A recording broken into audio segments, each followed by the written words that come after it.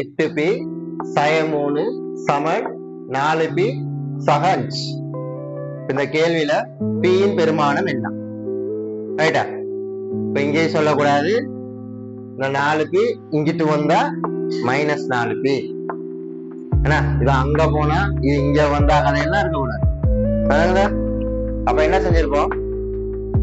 சமன் ஒருத்தர் இருக்காருன்னா அவரை இல்லாமக்கிறதுக்கு என்ன செஞ்சிருப்போம்? அதான் யோசிச்சிருப்போம். ஆகவே 8p ரைட், இந்த சக 4p இல்லாமக்கிறதுக்கு இந்த பக்கம் என்ன செஞ்சிருப்போம்? சய 4p சேர்த்திருப்போம். அப்ப இந்த பக்கம் என்ன செஞ்சிருக்கணும்? சய 4p சேர்த்துருக்கும். அப்ப நான் சேர்க்கிறேன் சய 4p சய 3 சமன் 5. அப்ப அந்த பக்கம் சய 4p சேர்த்து அதாவது இல்லாம போயிருக்குது. இப்ப 8p 4p இது நேர்ல இருக்கு, இது மறை அடையாளத்துல இருக்கு. ஆக இது ரெண்டு என்ன செய்யும்? கழிப்படும். 8ல 4 போனா 4p சய 3 சமன் 5.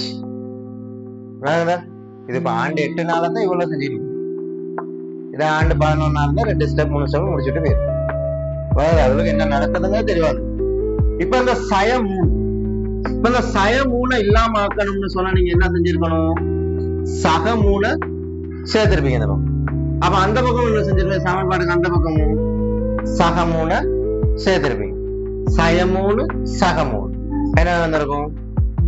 0 ஆயிடும். அப்ப என்ன மிச்சப்படுறது? 4p சமன் 8.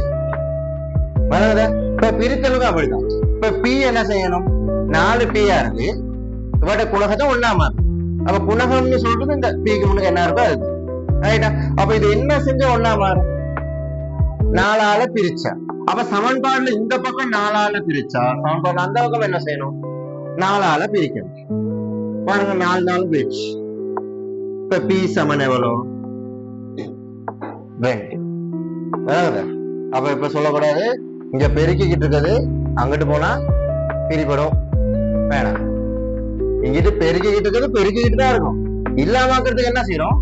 பிரிச்சு விடும்.